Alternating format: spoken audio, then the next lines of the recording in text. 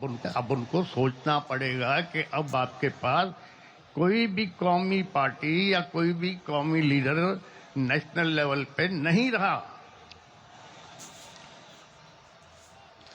तो अब कौन बचा फेडरेशन संभालने वाला? सिवाय फौज के कौन बचा है? अब फलस्तीन में देखो क्या हशर है, गाजा में देखो क्या हशर है, लोग जूते खा रहे हैं, मर रहे हैं। अगर ये हमारी फौज नहीं हो तो हमारा भी यही हशर होगा। तो हम नहीं चाहते कि हम ख्वार हों, खराब हों। ये हमारी फौज है जिसकी वजह से हम इज्जत से भी बैठे हुए हैं, सुकून से बैठे हुए हैं। यही फौज हमारी बॉर्डर संभाल रही है, यही सरहदों को संभाल रही है, दहशतगर्दी से मुकाबला कर रही है। इसी वजह से हम आराम से घूम रहे हैं, फिर रहे हैं। बाकी जहाँ तक सवाल है इलेक्शन का, इस पे भी मैं ज़रूर थोड़ी रोशनी डालना चाहूँगा।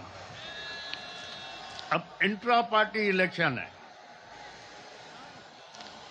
इंट्रा पार्टी इलेक्शन जिस तरह पीटीआई ने कराया, उसी तरह नून लीग ने कराया, उसी तरह पीपल्स पार्टी ने करवाया, उसी तरह फंक्शनल लीग ने कराया।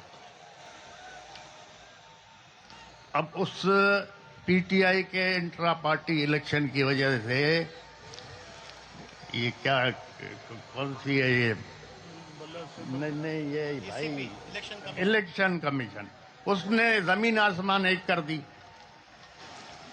अभी जो इतनी बड़ी खरीदो फरोख्त हुई है इस इलेक्शन में, जनरल इलेक्शन में, तो कहाँ है ये इलेक्शन कमीशन, कहाँ सो रही है? इस पे भी तो कुछ बोले। इमरान खान को सब चोर कहते हैं, चलो ठीक है, चोर है ना। क्या किया है तोशाखाना में?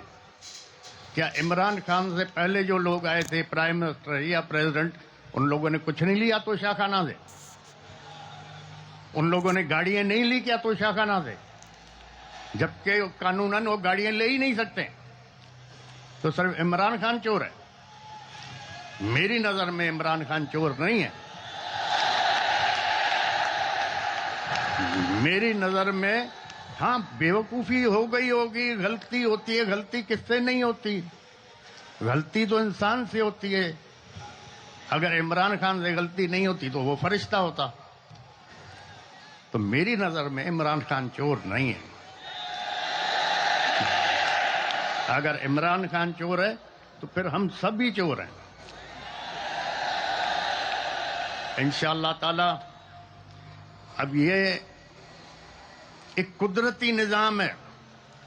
अगर सैलाब आ रहा है या पानी आ रहा है, आप उसका रास्ता रोकोगे तो फिर दूसरी जगहों को डुबाएगा। अब जो ये 2-2.5 करोड़ नौजवान नए वोट आए, वो एक सैलाब था ना।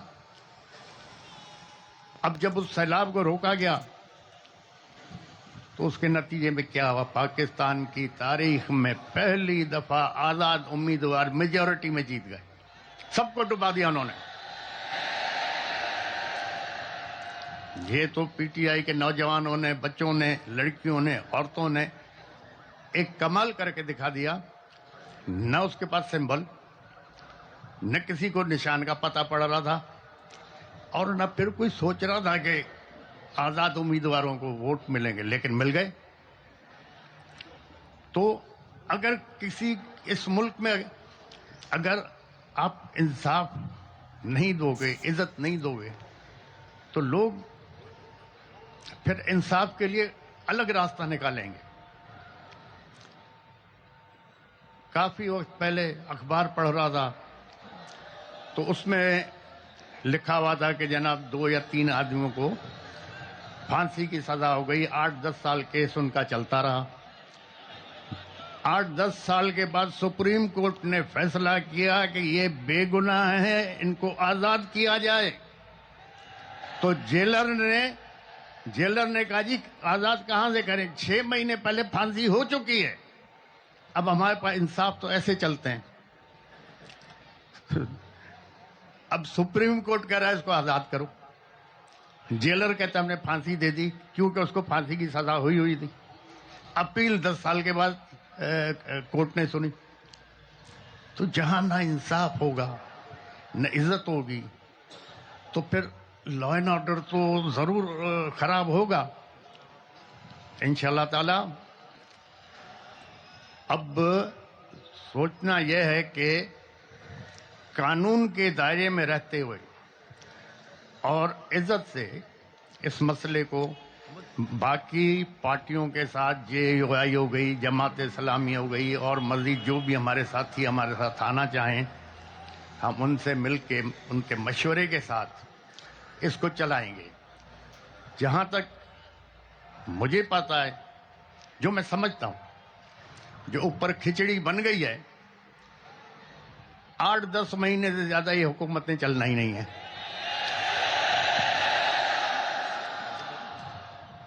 आठ 10 महीने से ज्यादा नहीं चलना। अब पिछले जो 20 महीने हुकूमत थी उसमें जो महंगाई आसमान पे गई है, उससे क्या हुआ है? उससे हुआ यह है कि जो मिडिल क्लास थी वो खत्म होती जा रही है। अब इस इलेक्शन के बाद आप देखो महंगाई आसमान पे जाएगी। अब जब महंगाई जाएगी तो आपका मिडिल क्लास खत्म हो जाएगा, तबाह हो जाएगा। माशरे को अमीर आदमी नहीं चलाता, न गरीब चलाता, माशरे को मिडिल क्लास चलाता है। जब मिडिल क्लास खत्म हो गया तो आपका माशरा खत्म हो जाएगा। तो खुदा के लिए जो ये देख रहे हैं हालात किस तरफ हमारे जा रहे हैं, इनको सोचना चाहिए। और ये 8-10 महीने से ज्यादा हुकूमत चलनी भी नहीं है। हो सकता है अब फौज ने सबको आजमा लिया, अब आजमाने के लिए बचा क्या है? हो सकता है इमरजेंसी डिक्लेयर हो जाए या मार्शल लॉ लग जाए। यही जज उसको प्रोटेक्शन देंगे, यही जज जो इधर बैठे हुए, यही जज लीगल कवर देंगे। तो हालात अच्छे नहीं हैं। दूसरा, मेरे दोस्तों ने कहा कि जी हम बाइकआउट करें इलेक्शन। मैंने कहा नहीं, आप बिल्कुल लड़ें। अगर नहीं लड़ते इलेक्शन तो हम कैसे इन लोगों को एक्सपोज करेंगे? अगर कुछ दोस्तों के कहने पे हम बाइकआउट करते तो ये लोग एक्सपोज ही नहीं होते। अब इतने बुरी तरह से एक्सपोज हो गए कि नेशनल और इंटरनेशनल लेवल पे ये बदनाम हो गए। इस इलेक्शन को कौन मानेगा? क्योंकि सारे इलेक्शन फ्रॉड पे थे, रिजल्ट पहले बिके हुए थे। तो इंशाल्लाह देखें, खुदा अच्छा करेगा। खुदा ताला आप लोगों को, इस मुल्क को, हमारी फौज को अपने हिफ्ज़ अमान में रखे और हर आफत, आजमाइश, तकलीफ, दुश्वारी से पनाह में रखे। हमारे जजों को, हमारी फौज को खुदा रहनुमाई फरमाए कि इस कौम के, इस अवाम के फायदे के लिए सोचें और काम करें। आप लोगों की सबकी मेहरबानी।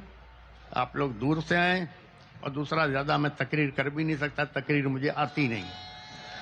मेहरबानी, खुदा हाफ़िज़।